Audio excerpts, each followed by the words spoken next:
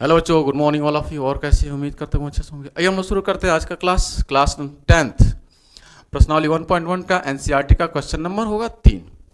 Question कह रहा है किसी परेड में 616 सदस्य वाली एक सेना यानी आर्मी की टुकड़ी को 32 सदस्य वाले एक आर्मी बैंड के पीछे मार्च करना है। दोनों समूहों को समान संख्या वाले स्तंभों में मार्च करना है। उन स्तंभों की अधिकतम संख्या क्या है जिसमें वे मार्च कर सकते हैं? ठीक है, तो आप सोचिए, जो कह रहा है सवाल, कह रहा 32 सदस्य वाले एक आर्मी बैंड है जो दौड़ लगा रही है और उसके पीछे पीछे 616 सदस्य वाली आर्मी की सेना भी टुकड़ी भी उसके पीछे पीछे दौड़ लगा रही है, मार्च कर रही है। यानी 32 सदस्य वाली एक आर्मी बैंड है, इसके पीछे पीछे टहल रही है कौन? 616 सदस्य वाली आर्मी की टुकड़ी। और कह रहा है कि दोनों समूहों को समान संख्या वाले स्तंभों में मार्च करना है, समान संख्या वाले स्तंभों में दौड़ लगाना है। जो स्तंभों की संख्या है वह समान होगी। कह रहा उन स्तंभों की अधिकतम का मतलब होता है HCF। यहाँ पे HCF निकालना है। हाई कॉमन फैक्टर पूछ रखा है, क्या है जिसमें वे मार्च कर सकते हैं, जिसमें वे टहल सकते हैं, अधिकतम संख्या क्या होने वाली है? तो आप सॉल्व करेंगे तो लिखेंगे, ठीक है, 616 और 32 सदस्यों की समान संख्या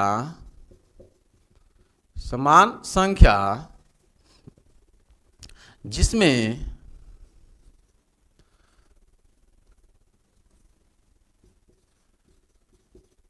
अधिकतम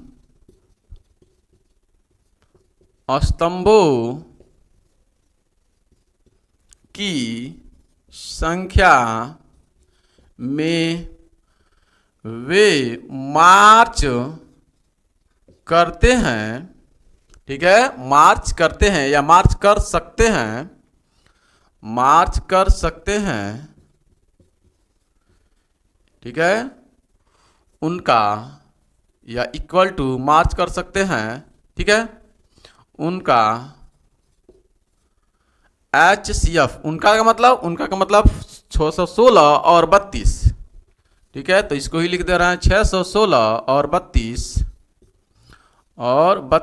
का HCF होगा। ठीक है, क्या होगा? HCF होगा। बात समझ में आ रही है? 616 और 32 सदस्यों की समान संख्या जिसमें अधिकतम स्तंभों की संख्या में वे मार्च कर सकते हैं, वह क्या हो सकता है? HCF। अधिकतम स्तंभों की संख्या का मतलब HCF, हाई कॉमन फैक्टर, यानी 616 और 32 का HCF होगा। तो आप निकालेंगे HCF। ठीक है, आप यूक्लिड की विभाजन प्रमेयिका से A इक्वल टू होता है BQ plus R, B is greater than R is greater than equal to 0 होता है। ठीक है, आप ले लेंगे A की वैल्यू 616 और B की वैल्यू 32। यानी यहाँ क्या है?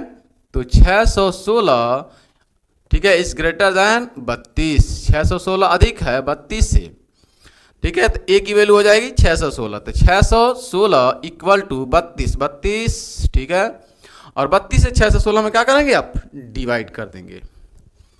तो 32 से 616 में आप डिवाइड करेंगे, 616 में डिवाइड करेंगे तो कितनी बार जाएगा? ठीक है, 32 गुना होता है 64, 2 बार तो जाएगा नहीं, तो 1 बार जाएगा। ये 32 कन है 32, 11 एक, ये 1 है, 1 में से 2 जाएगा नहीं, 11 में से 2 जाएगा 9, और 5 में से 3 जाएगा 2, 29, ये 6 आ जाएगा यहाँ पे। अब ये कितनी बार जाएगा? ठीक है, तो लगभग में आप इसको 9 बार ले जाइए। ठीक, तो 9 दूना 18 और 29 27 और 1 28। ठीक है, 29 27 और 1 28। देखिए, 9 दूना 18, 29 27 और 1 28। घटा देंगे आप तो मिलेगा 16 में से 8 जाएगा 8। ठीक है, 16 में से 8 जाएगा 8, यहाँ पे तो कैंसिल हो जाएगा, सबके सब कैंसिल हो जाएगा, कितना बचेगा 8 बचेगा। यानी कुल मिलाकर भाग कितनी बार गया है, तो आप कहेंगे 19 बार गया है। कितनी बार गया है, 19 बार। बचा है कितना शेषफल, तो 8 बचा है 8। अभी तक शेषफल 0 नहीं है तो लिखेंगे r नॉट इक्वल टू 0। ठीक है, इसके अगले वाले लेक्चर में आपको हम पूरा का पूरा ये बातें समझाई है। अगर उस वीडियो को ना देखे हो तो जरूर आप वीडियो को देख लें, देन इसके बाद से इस वीडियो को आप देखें। ठीक, तो फिर 32 यहाँ पे आ जाएगा, 32 यहाँ पे आ जाएगा इक्वल टू 8 यहाँ पे हो जाएगा गुणे में। अब 8 से 32 में भाग करेंगे, यानी इस 8 से किस में भाग करेंगे, 32 में भाग करेंगे। तो 8 चौका 32 4 बार जाएगा और पूरा पूरा ये 0 हो जाएगा। यानी कितनी बार गया है, 4 बार आ गया है 0। यानी जब 0 आ जाएगा तो कहेंगे r इक्वल टू 0। और यदि r की वैल्यू 0 आ गई है तो बस आपका HCF निकल चुका है। ठीक है, और HCF क्या होता है, भाजक होता है। HCF क्या होता है, ये भाजक होता है। तो आप कहेंगे, ठीक है, कि वह अधिकतम संख्या जिसमें वो मार्च कर सकते हैं। यानी 616 और 32 सदस्यों की समान, ठीक है, समान संख्या जिसमें वे, ठीक है, जिसमें वे या जिसमें अधिकतम स्तंभों की, जिसमें अधिकतम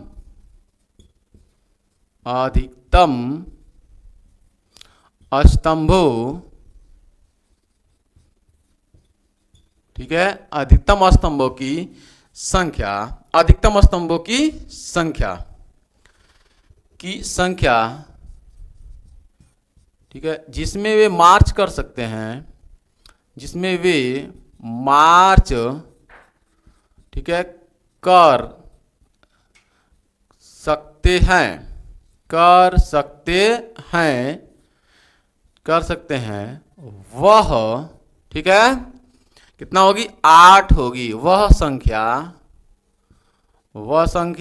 8 होगी। ठीक है, जिसमें वे मार्च कर सकते हैं वह अधिकतम संख्या कितनी होने वाली है, 8 होने वाली है। बात समझ में आ रही है, दिख रही है आपको ना पूरा का पूरा। यानी कुल मिलाकर HCF कितना निकला, 8। तो अधिकतम संख्या क्या हो सकती है, 8 हो सकती है, जिसमें वे मार्च कर सकते हैं। बात समझ में आई है, नोट कीजिए। आइए अगला सवाल लेते हैं।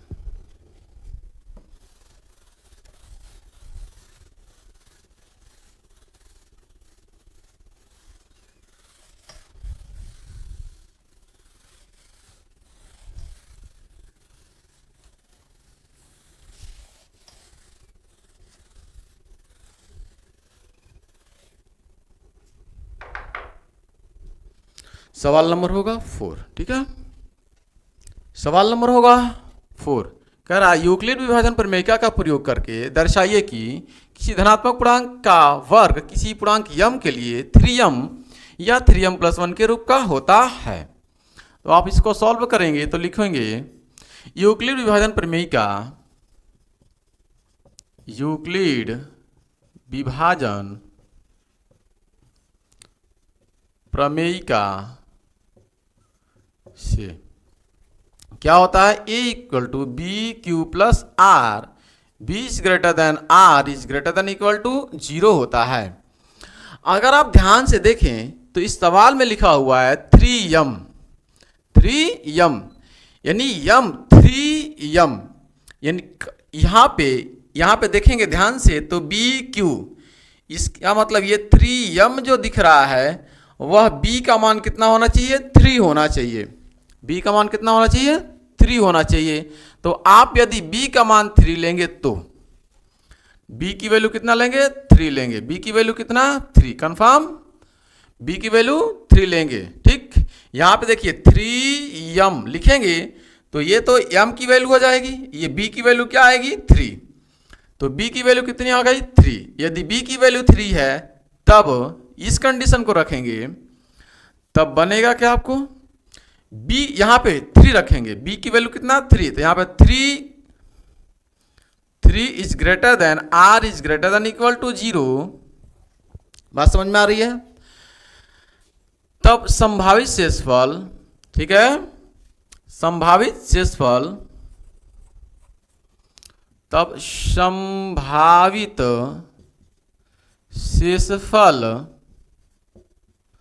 शेषफल क्या होगा, 3 से छोटा होगा, 0 1 2, ठीक है, होंगे।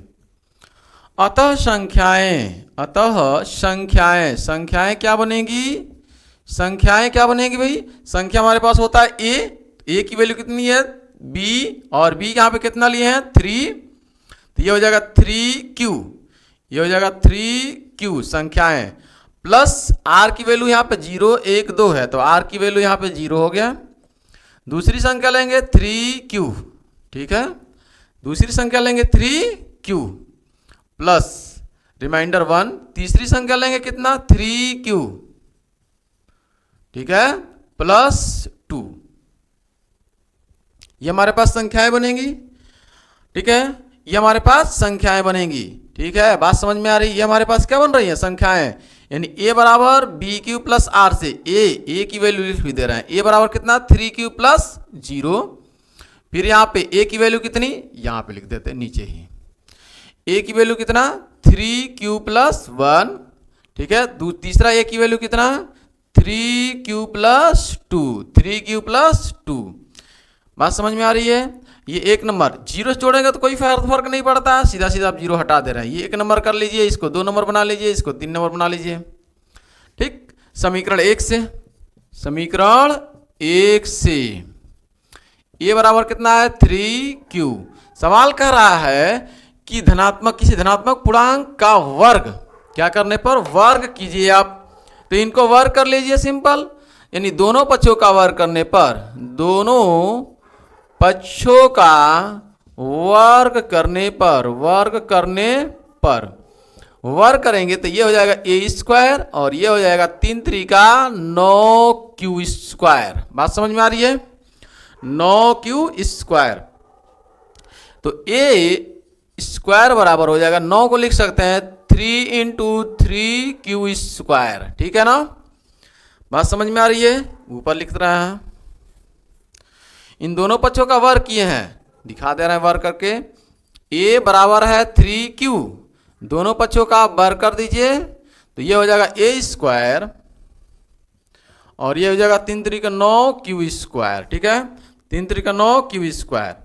तो यहां से बन जाएगा आपके पास, यहां से, ठीक है, a 9 को लिख सकते हैं आप 3 × 3q स्क्वायर, ठीक है, और इसके जगह पे आप मान लीजिए m है अगर, तो यहां पे लिख सकते हैं 3 × m, जहां, ठीक है, 3q या m बराबर 3q, m बराबर 3q, ठीक है, और यहाँ पे इसके जगह पे हमने क्या मान लिया, m मान लिया, क्या मान लिया m, क्या मान लिया m, तो इसके जगह पे m लिख देंगे 3m, ठीक है, तो ये तो पहला निकल कर आ गया कितना 3m, पहला निकल कर आ गया कितना 3m। अब दूसरा आपको शो करना है, क्या दर्शाना है 3m + 1, तो आप इससे दर्शा सकते हैं, ठीक है, समीकरण नंबर 2 से, समीकरण 2 से आप लिख सकते हैं a बराबर है 3q + 1। फिर क्या रहा सवाल, क्या पूर्णांक का क्या चाहिए आपको, वर्ग चाहिए, तो वर्ग कर लीजिए दोनों पक्षों का, दोनों पक्षों का वर्ग करने पर, वर्ग करेंगे तो a स्क्वायर, यहां पे वर्ग करेंगे तो 3q + 1 का स्क्वायर, 3q + 1 का स्क्वायर, स्क्वायर कर लीजिए, ठीक। ऊपर लिखते हैं थोड़ा सा,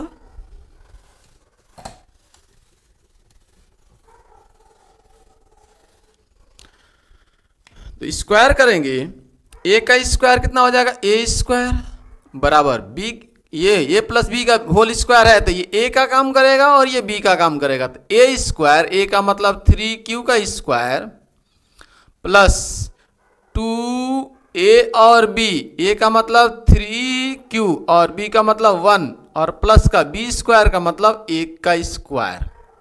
ठीक है, तो a का स्क्वायर कितना होगा, यहां से हो जाएगा आपके पास कितना, ए 3 का स्क्वायर, 3 का स्क्वायर करेंगे तो 3 3 9 लिख दे डायरेक्ट, 9 क्यू स्क्वायर प्लस, समझ में आ रहा है। यहां देखिए यहां पे 3, ठीक है, क्यू और 2 और 1 तीनों आपस में गुणा करेंगे, 2 और 3 क्यू और 1 को गुणा करेंगे। ठीक है, तो आप लिख सकते हैं इसको ऐसे भी, बिना गुणा किए लिख सकते हैं आप। पहले 3 लिख दीजिए और इंटू 2 क्यू 1 से गुणा होगा तो 2 में, तो 2 1 2 ही होगा, 2 क्यू। ठीक है, देखिए 3 को पहले लिख दिया हम, फिर 2 क्यू, ठीक है, 1 से गुणा करने कोई फर्क नहीं पड़ेगा, प्लस 1 का स्क्वायर 1 ही होगा। आप 9 को लिख सकते हैं 3 इंटू 3 क्यू प्लस यहाँ पे 3 इंटू 2 क्यू प्लस का 1। ठीक है, इन दोनों में आप ध्यान से देखें, इन दोनों में क्या कॉमन दिख रहा है, 3, दोनों में क्या दिख रहा है, 3 बाहर निकाल लीजिए क्योंकि आपको इस रूप में लाना ही है 3। ठीक है, कॉमन हो जाएगा तो लिखेंगे आप कितना, 3 Q square plus 2 Q plus का 1। और इस पूरे के जगह पे आप यदि m लिखते हैं, इस पूरे के जगह पे क्या लिखते हैं, m लिखते हैं, तो बनेगा कितना 3, और इस पूरे के जगह पे m लिखते हैं तो m प्लस 1। ठीक है, और यही आपको शो करना था, यही आपको दर्शाना भी था। ठीक है, आपको क्या क्या दर्शाना था, आपको दर्शाना था 3m और 3m प्लस 1 लिख देंगे जहां m बराबर, ठीक है, m बराबर कितना लिख देंगे, 3 Q square, 3 Q square plus का 2 क्यू। ठीक, ये m की वैल्यू लिख देंगे, यानी इसके जगह पे हमने क्या लिख दिया, m लिख दिया, तो 3m प्लस 1। ठीक है, कंफर्म, कोई डाउट्स, कोई डाउट्स नहीं होना चाहिए, बहुत सिंपल है ना। सवाल को नोट करें, सवाल नंबर होगा 5, कह रहा है यूक्लिड विभाजन प्रमेयिका का प्रयोग करके दर्शाइए कि किसी धनात्मक पूर्णांक का घन, इस बार घन पूछा है ना, घन 9m प्लस 1 या 9m प्लस 8 के रूप का होता है। यह सवाल नंबर 5 है आपके पास, और इस प्रश्नावली का ये लास्ट सवाल है। आइए सॉल्व करते हैं इसको सॉल्व करेंगे, हल करेंगे आप, तो लिखेंगे यूक्लिड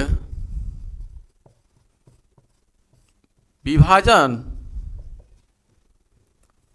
प्रमेयिका से क्या होता है, तो होता है a बराबर B Q plus R, B is greater than R is greater than equal to 0। यहां पे आप ध्यान से देखें तो कह रहा है 9m लाना आपको है या 9m प्लस 1 लाना है। देखिएगा 1, रिमाइंडर कितना है, 1 है, या 9m प्लस 8, ठीक है, रिमाइंडर 8 है।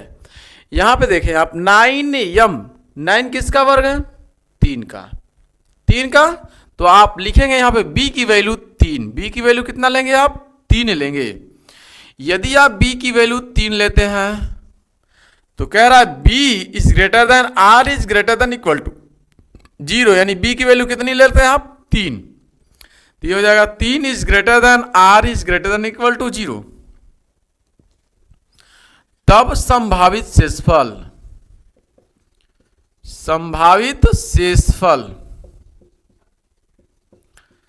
0 1 2, ठीक है भाई, 3 लिए हैं तो जो भी शेषफल आएगा वह 3 से कम आएगा, तो 3 से कम क्या क्या हो सकता है, 0 1 2 होंगे, ये आपके पास शेषफल होंगे। तो संख्याएं क्या बनेगी, तब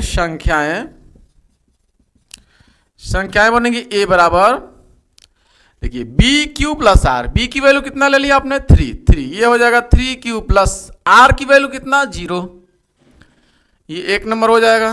दूसरा संख्या क्या होगी, a बराबर बी क्यू, बी की वैल्यू कितनी है, 3 है, 3 Q plus 1 remainder, equation number 2। तीसरा क्या बनेगा, बी क्यू, बी की वैल्यू कितनी है, 3 क्यू प्लस रिमाइंडर 2, ठीक है, इक्वेशन नंबर 3। इन तीनों इक्वेशन की मदद से, तीनों समीकरणों की मदद से आप सॉल्व कर सकते हैं। क्या 9m या 9m+1 या 9m+8 आप ला सकते हैं? आइए सॉल्व करते हैं। तो समीकरण 1 से